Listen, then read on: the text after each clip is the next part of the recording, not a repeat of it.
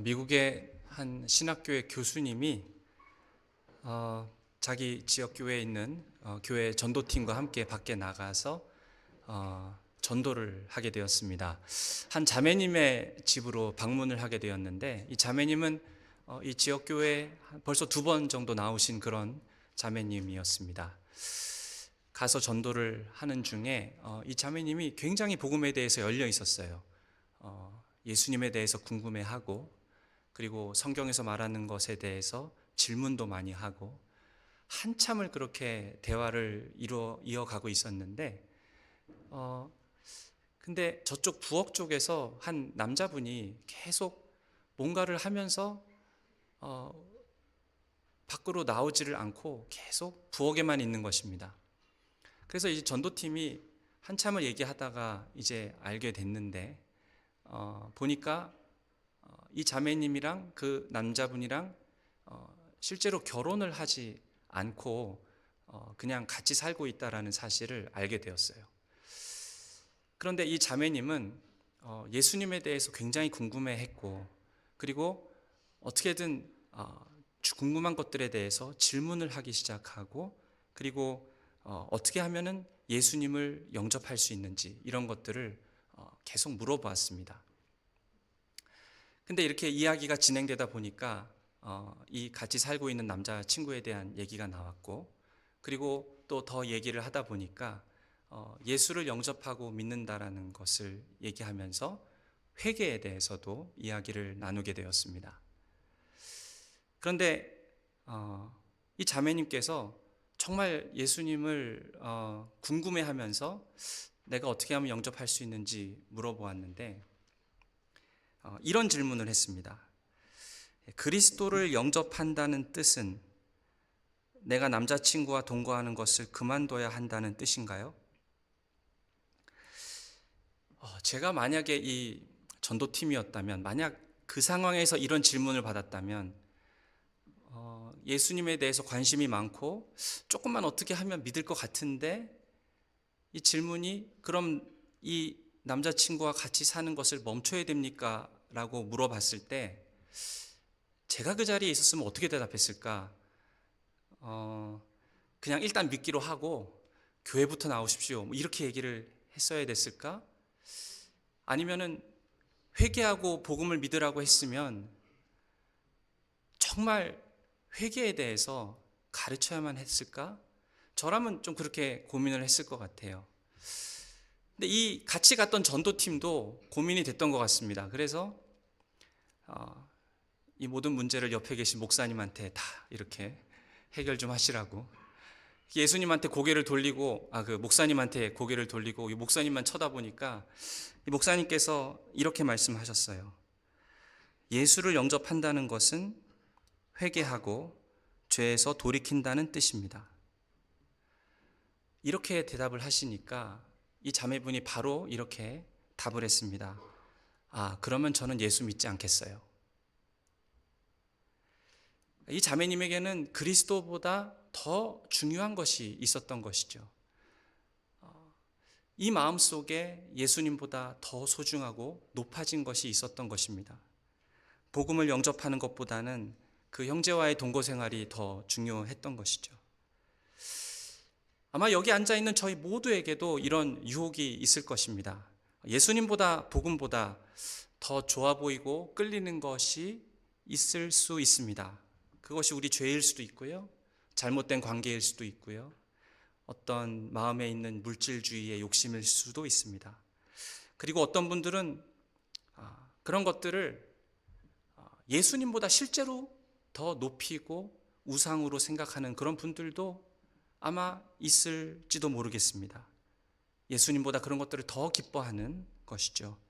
오늘 본문에 나오는 이 2가지 천국 비유들은요, 우리에게 굉장히 중요한 질문을 던지고 있습니다. 이렇게 질문해 보라고 말씀하는 것인데요. 나는 무엇을 가장 사랑하는가? 나는 무엇을 가장 먼저 구하는가? 나에게 있어서 최고로 가치 있는 것은 무엇인가? 오늘 본문 첫 번째 비유는 밭에 감추인 보화의 비유입니다. 44절에 천국은 마치 밭에 감추인 보화와 같으니 사람이 이를 발견한 후 숨겨두고 기뻐하며 돌아가서 자기의 소유를 다 팔아 그 밭을 사느니라.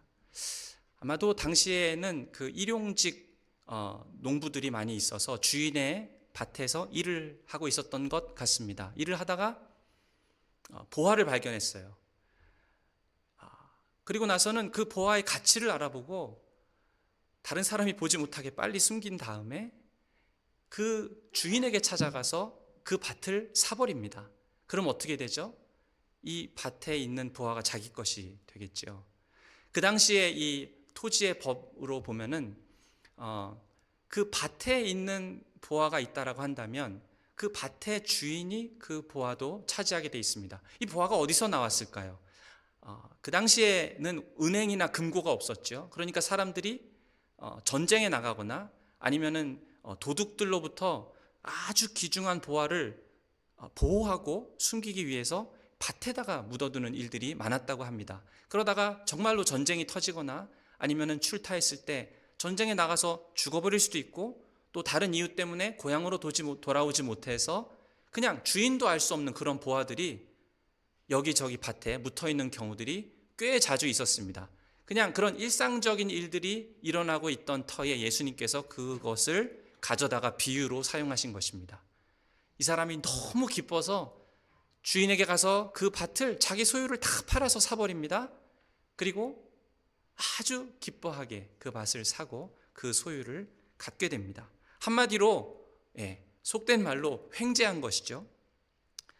아마 여러분 중에서도 이 밭에 감추인 보화를 우연히 발견한 사람처럼 기대하지 않았는데 평소에 내가 하나님에 대해서, 종교에 대해서, 신에 대해서 별로 그렇게 관심을 갖지 않고 살다가 어느 날 우연히 누군가가 나에게 전도를 하고 또 우연히 교회에 방문하게 되었는데 마음속에 성령께서 감동을 주셔서 이 천국의 가치를 발견하게 되었고 예수님을 믿게 되었던, 그래서 예수님을 나의 구주와 주님으로, 나의 왕으로 영접하고 이전의 모든 삶을 청산하고 돌이켜서 주님을 따르셨던 그런 분들이 아마 있을지도 모르겠습니다. 두 번째 오늘 나오는 비유는 뭐냐면은 좋은 진주를 구하는 장사 비유입니다. 45절에 보니까 또 천국은 마치 좋은 진주를 구하는 장사와 같으니 극히 값진 진주 하나를 발견하매 가서 자기의 소유를 다 팔아 그 진주를 사느니라. 이 상인은 정말 지극히 값진 진주를 찾기 위해서 오랜 시간 동안 노력하고 구하고 찾았던 사람입니다. 그 당시에 진주라고 말할 것 같으면 요즘에는 진주의 값어치가 그렇게 비싸진 않지만 그 당시의 진주는 그 고대 사회에서는 극진히 귀중한 보석 중의 보석이었습니다. 그런데도 많은 진주들 중에서도 이 사람이, 이 상인이 찾고 있던 가장 지극히 귀한 진주를 찾고 있었던 것이죠. 그런데 그러던 터에 정말 이 상인이 값진 진주를 찾습니다. 자기가 지금까지 알아왔던 그 어떤 보석보다도 가장 완벽하고 값어치가 나가는 그런 것을 찾은 것이죠. 그래서 주저하지 않았습니다. 자기 소유를 다 팔아서 그 진주를 삽니다. 거기에 우선순위를 두고 값을 지불하고 산 것입니다. 아마 여러분 중에도 종교에 대해서 관심이 있었고 또 진리에 대해서 찾고 구하고 두드렸던 그런 분들이 아마 있을지도 모르겠습니다. 그러던 차에 하나님께서 찾아오셔서 성령으로 마음에 감동을 주신 분이 있을 겁니다. 그동안 오랜 시간 동안 진리를 간구하고 찾았는데 그때는 몰랐어요. 성령님께서 이미 나를 찾고 계시고 내 마음속에 역사하기를 기다리고 계셨구나. 그때는 몰랐는데 이제 복음의 메시지를 듣고 예수를 믿기로 결정했을 때 그 복음의 가치가 너무 나한테 귀하고 예수님이 얼마나 지극히 존귀하신 분인지 깨달아지면서 그 마음에 성령의 역사가 일어난 것이죠. 그러면서 예수를 믿기로 결정하고 예수님을 주인으로 모시고 그분을 따르기로 자기의 모든 삶을 이제 등지고 하나님을 바라보고 그리스도를 따르는 삶을 살기로 결정했던 것입니다. 아마 그런 분들이 계실 것입니다.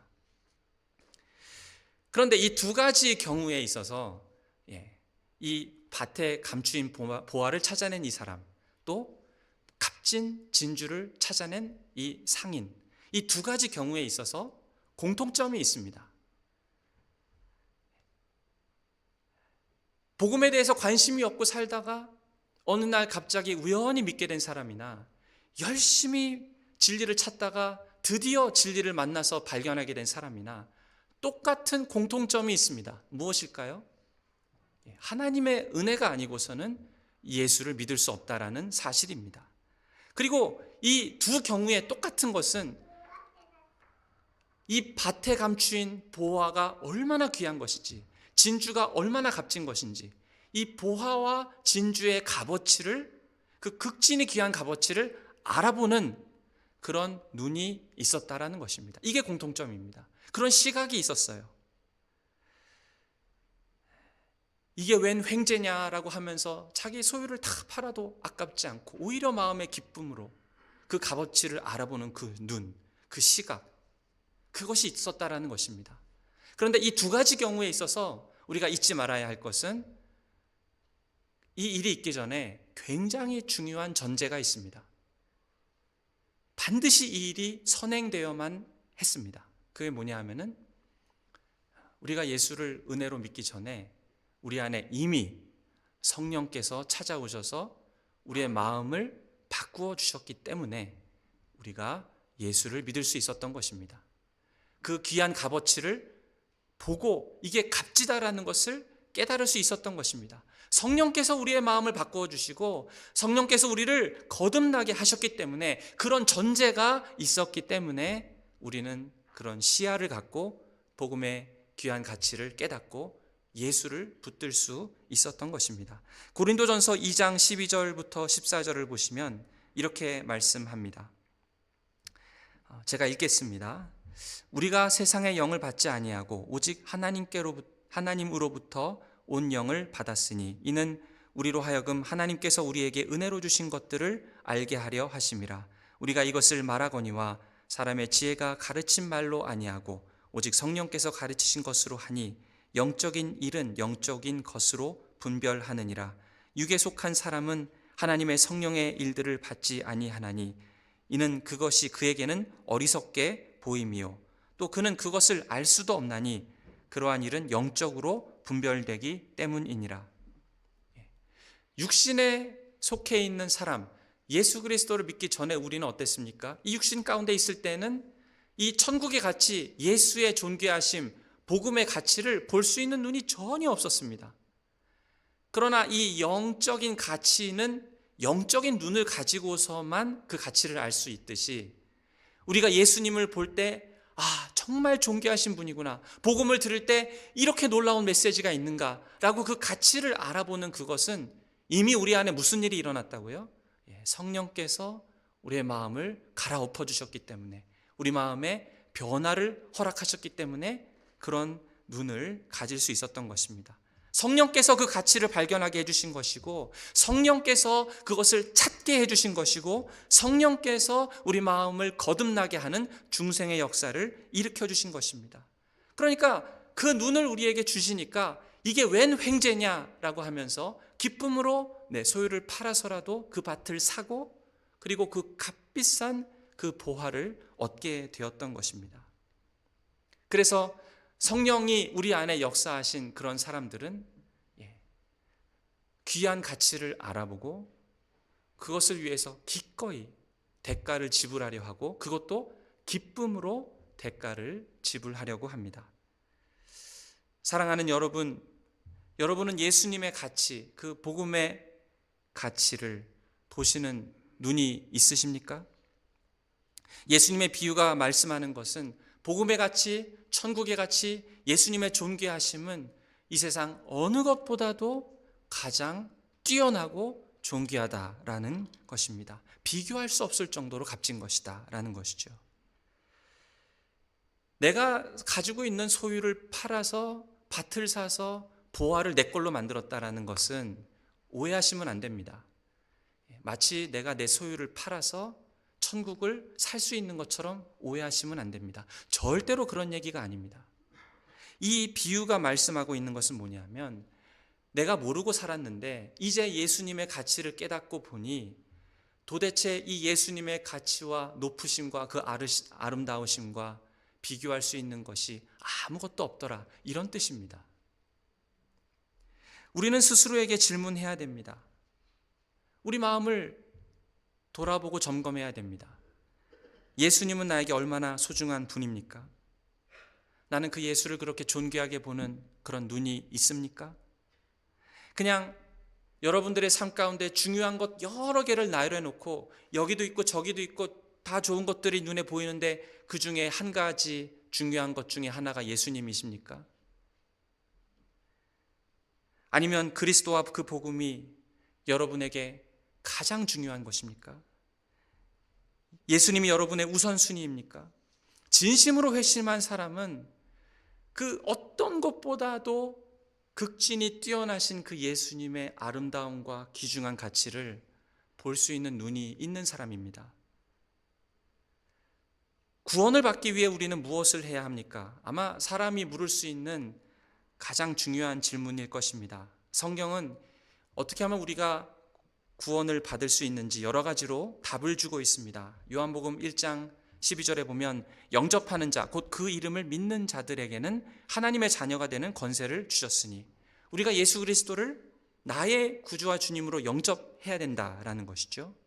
사도행전 3장 19절은 그러므로 너희가 회개하고 돌이켜 너희 죄 없이 함을 받으라. 죄에서 돌이키는 것, 회개하는 것이 반드시 있어야 된다라고 말씀합니다. 마태복음 18장 3절은 말씀합니다. 이르시되 진실로 너희에게 이르노니 너희가 돌이켜 어린 아이들과 같이 되지 아니하면 결단코 천국에 들어가지 못하리라. 천국에 들어가기 위해서는 어린아이와 같이 돼야 된다라고 하셨다는 것인데요. 이 어린아이와 같이 된다라는 것은 어린아이가 부모에게 완전히 의존적이어야만 살 수 있듯이 우리의 구원을 위해서 우리는 그리스도의 의만 완전히 의존해야 우리는 살 수 있다라는 뜻입니다. 마태복음 8장 34절에서 35절은 말합니다.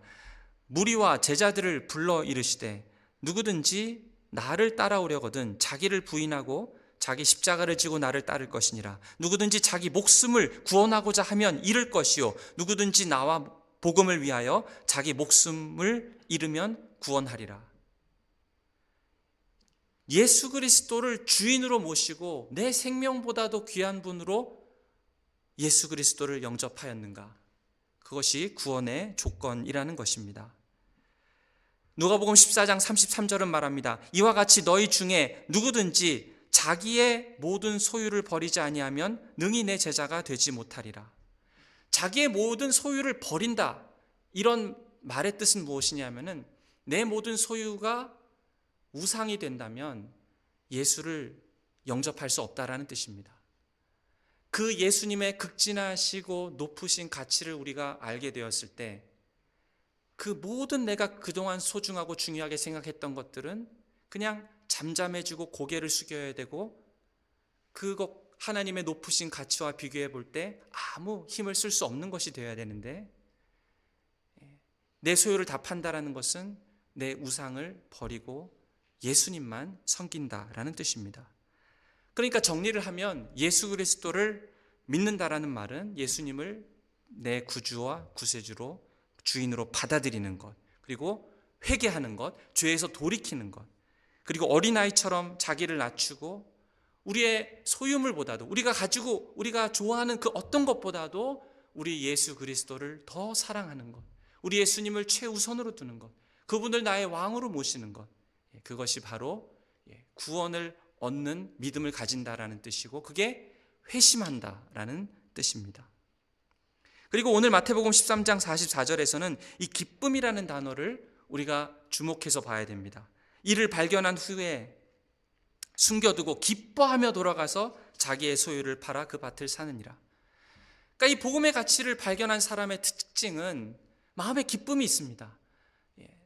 그 귀한 보화가 얼마나 존귀한 것인지를 알게 되었고 그걸 보게 되었기 때문에 그동안 내가 생명처럼 생각하고 전부인 줄 알았던 자기의 재산과 소유를 다 판다라고 했을 때 그 시각을 갖고 있기 전에는 도저히 이거는 팔 수도 없고 건드릴 수도 없고 그것이 내 삶을 좌지우지하고 이끌었다면 이제 예수님의 높으신 가치를 알게 되었고 그 보화를 내가 갖고 싶은데 그러기 위해서 이 자기의 소유를 팔고 기쁨으로 그 보화를 찾게 되었다라는 것입니다. 예수님을 따르는데 갑집을 하는데 억지로가 아니라 기쁨으로 그렇게 따르게 되었다라는 것이죠. 사도 바울은 빌립보서 3장 7절 8절에서 이와 같이 똑같은 고백을 하고 있습니다. 그러나 무엇이든지 내게 유익하던 것을 내가 그리스도를 위하여 다 해로 여길 뿐더러 또한 모든 것을 해로 여김은 내 주 그리스도 예수를 아는 지식이 가장 고상하기 때문이라. 내가 그를 위하여 모든 것을 잃어버리고 배설물로 여김은 그리스도를 얻고. 바울의 삶은 완전히 바뀌었습니다. 원래는 눈에 혈안이 되어서 살기가 등등해서 많은 그리스도인들을 찾아가서 그들을 죽이는 일을 서슴지 않고 공개적으로 장려하면서 했던 사람이 사도 바울이었습니다. 그런데 이 사람이 예수 그리스도를 다메섹에 가는 길에 만나고 그의 삶이 완전히 바뀌었습니다. 예수 그리스도를 알게 되니까 그 존귀하신 그리스도의 고상함과 높으신 가치를 알게 되니까 자기가 이때까지 생각했던 좋은 것들과 중요하게 생각했던 것들이 어떻게 되었다고요? 다 해로 여겨지고 배설물처럼 여겨지게 되었다. 아니 꼭 예수를 믿는다라는 것은 그냥 내가 가지고 있는 좋은 것들 다 그대로 두고 그냥 예수님도 그 중요한 것 중에 하나가 되면 안 되는 겁니까? 왜 꼭 이런 식으로 내 소유를 팔아서 진주를 사야 되고 값을 지불하고 왜 내가 가지고 있는 것들을 다 내려놓는 게 있어야 되고 그 다음에 보물을 찾는 것이 있어야 되고 왜 이렇게 극단적입니까? 그냥 예수도 좋고 다른 것도 좋고 이러면 안 됩니까? 왜 꼭 예수만 내가 좋아해야 되고 그분만을 내가 귀중히 여겨야 되고 다른 것들은 그냥 그 중요한 그리스도의 빛 아래에서 다 저절로 사그러져야만 되는 것입니까? 왜 얘는 안 되고 얘만 됩니까? 둘 다는 안 됩니까? 그 이유가 사도 바울이 고백하는 것입니다. 예수를 아는 지식이 가장 고상하기 때문이라. 그 예수를 아는 지식이 너무 고상하고 그것이 극진히 귀한 가치를 예수로부터 발견했기 때문에 그분이 너무 탁월하시기 때문에 그 빛 가운데서 다른 모든 것들은 그냥 사그러지고 없어지는 것처럼 될 수밖에 없는 것이 당연하다라는 뜻입니다. 그냥 우리의 삶 가운데서 기독교라는 것은 그냥 추가된 것이 아닙니다. 기독교는 우리의 삶의 가장 중심이 되어야 된다는 것이죠. 그 기독교와 그 신앙이 우리의 삶 가운데서 빛을 발하고 예수 그리스도께서 빛을 발할 때 그 내가 중요하고 소중하고 목매었던 그런 것들이 그 빛 가운데 사그라지면서 없어지는 그런 일들이 너무나도 자연스러운 일이고 그 일이 진심으로 회심한 사람들에게는 일어난다라는 것입니다. 만약 예수 그리스도가 여러분에게 밭에 숨긴 보화와 같은 그렇게 소중하고 존귀한 분이 아니라고 한다면은 그 신앙은 아무것도 아닙니다. 그러면 우리의 신앙은 헛것입니다. 우리는 그리스도인이 아닙니다. 내가 귀중하게 생각하는 것들 있습니다. 그리고 다른 불신자들이 귀중하게 생각하는 것들이 있습니다. 똑같아요. 똑같은데 거기에다가 예수 그리스도도 중요한 것이지 하고 하나 얹는 거, 그거는 신앙이 아닙니다. 그것은 믿음이 아닙니다. 다른 사람들이랑 나나 귀하게 생각하는 것이 별반 다를 것이 없는데 거기에다가 단지 몇 가지 덧붙여진 것처럼 예수님을 생각하고 많은 귀한 것들 중에 하나인 것처럼 기독교를 생각한다라고 한다면, 기독교를 그런 식으로 이해한다면 그 사람은 그리스도인이라고 할 수 없습니다. 사도 바울은 그리스도인이 된다라는 것은 내 마음 중심에 예수 그리스도의 복음이 들어와서 이 복음이 흥왕하고 이 복음이 나를 다스리고 나를 지배한다라는 뜻으로 말한 것입니다. 예수님이 우리 안에 들어올 때에 얼마나 근본적인 변화가 일어나냐 하면은 고린도후서 5장 17절에는 이렇게 고백했습니다. 그런즉 누구든지 그리스도 안에 있으면 새로운 피조물이라. 이전 것은 지나갔으니 보라 새 것이 되었도다. 새로운 피조물이다라는 것은 내가 생각하는 방식이 바뀌었다라는 것입니다. 내가 중요하게 생각하는 것도 바뀌었다라는 뜻입니다.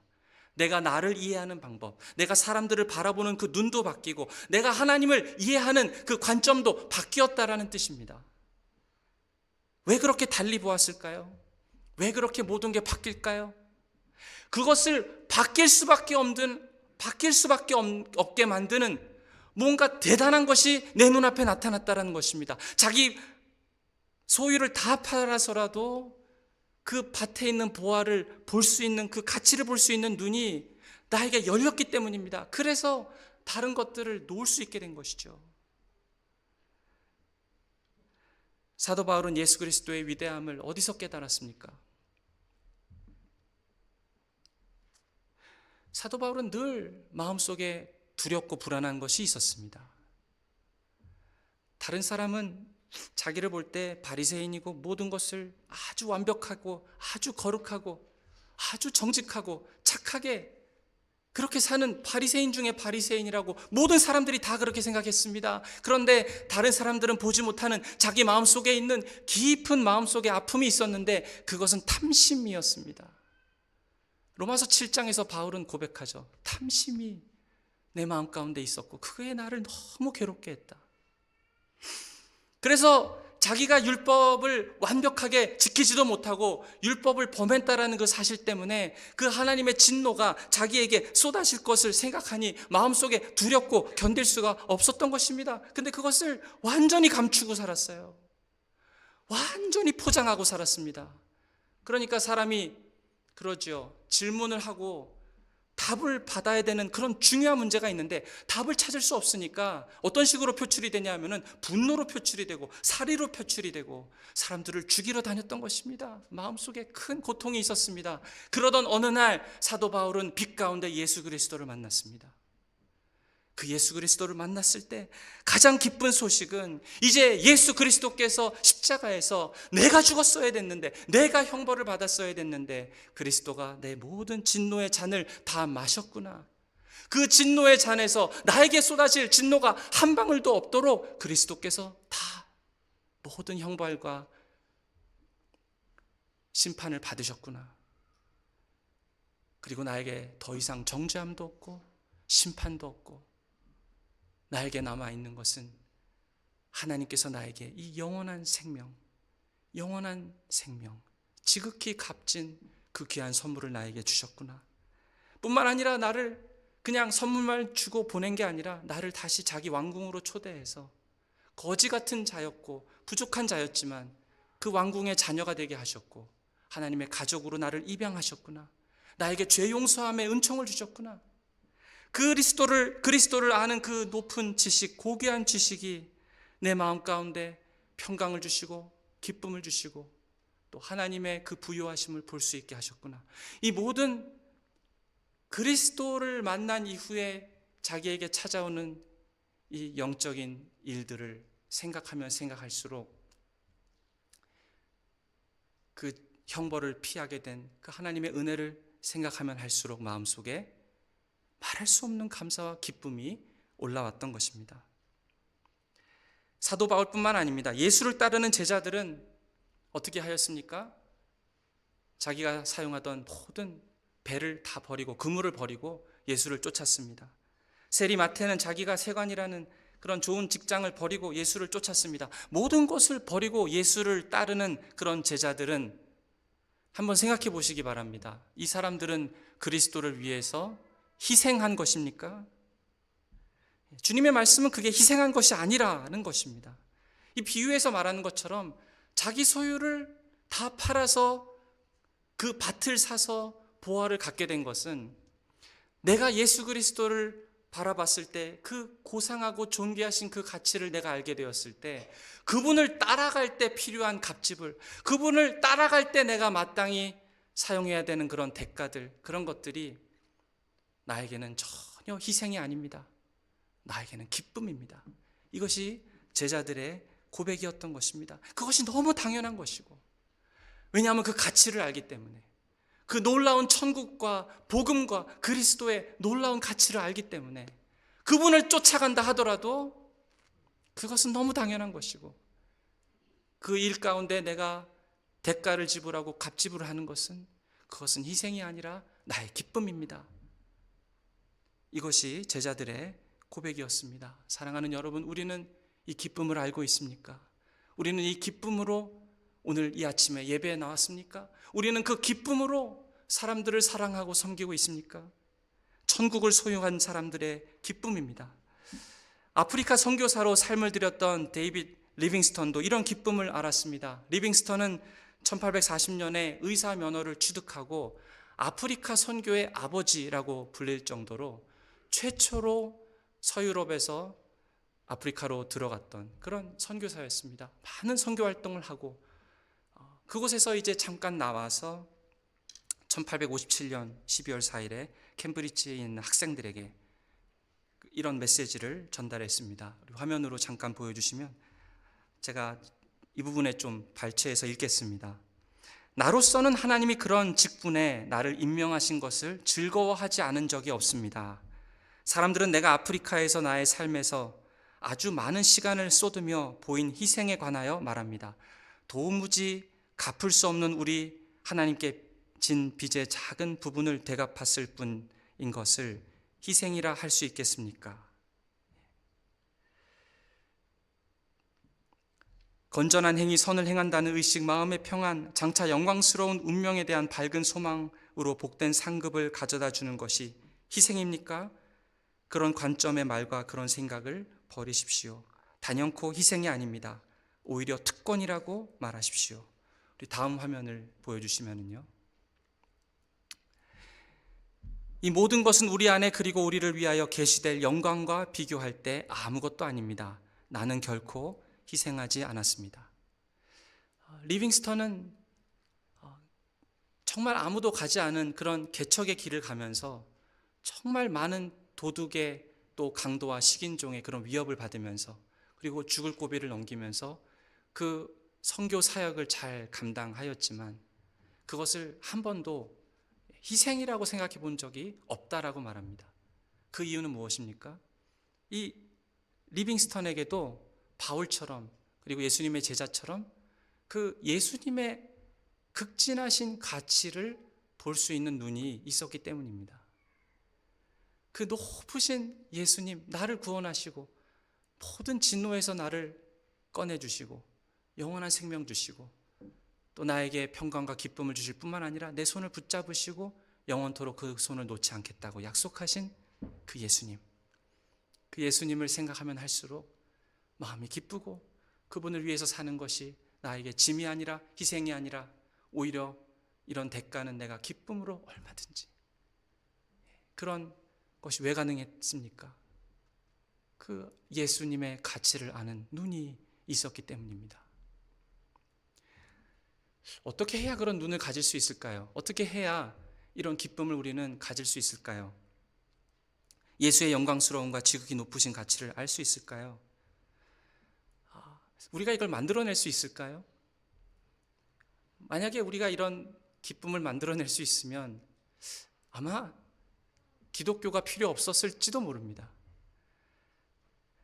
이것은 우리가 만들어낼 수 있는 것이 아니라 다시 우리 예수님을 향해서 눈을 들어 그분을 바라볼 때, 그분의 영광스러운 얼굴을 바라볼 때 우리에게 주어지는 것입니다. 오래된 영어 성가 중에 이런 찬양이 있습니다. 제가 번역된 거를 찾아보려고 했는데 없는 것 같아서 아마 다 아시는 찬양인데, Turn your eyes upon Jesus. 예수님을 향해서 눈을 드십시오. Look full in His wonderful face. 그의 얼굴을 바라보세요. 그윽하게 그 얼굴을 바라보십시오. And the things of earth will grow strangely dim. 그 영광의 빛으로 보여지는 그 예수님의 얼굴을 바라볼 때 이 세상에 있는 것들은 그냥 이상하게, 정말 다 설명할 수 없지만 그것들이 잠잠하게 되고 눈에서 사라지고 오직 그리스도의 빛만 보이게 되는 것입니다. In the light of His glory and grace. 그 예수님의 영광을 본 것이죠. 그 예수님의 은혜를 본 것입니다. 그거 외에는 우리가 이 기쁨을 경험할 수 있는 방법이 없습니다. 이사야 55장 1절 3절은 말합니다.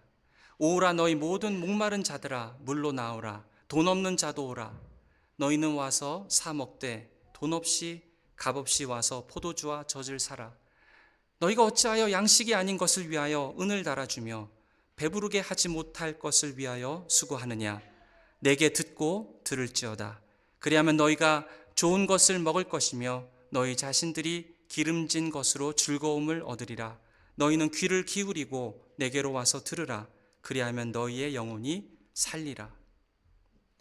사랑하는 여러분, 다시 주님을 바라보십시오. 우리 영혼이 살아날 것입니다. 우리의 영적인 시각이 열리게 될 것입니다.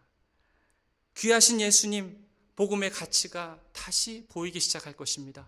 우리에게 늘 넉넉하셨던 우리 하나님, 늘 풍성히 주시고 늘 우리에게 부유하셨던 우리 하나님, 그 하나님을 우리가 다 경험하시지 않았었습니까? 그 동일한 하나님을 그 주를 향해서 눈을 들어 예수를 바라볼 때 다시 만나게 될 것입니다.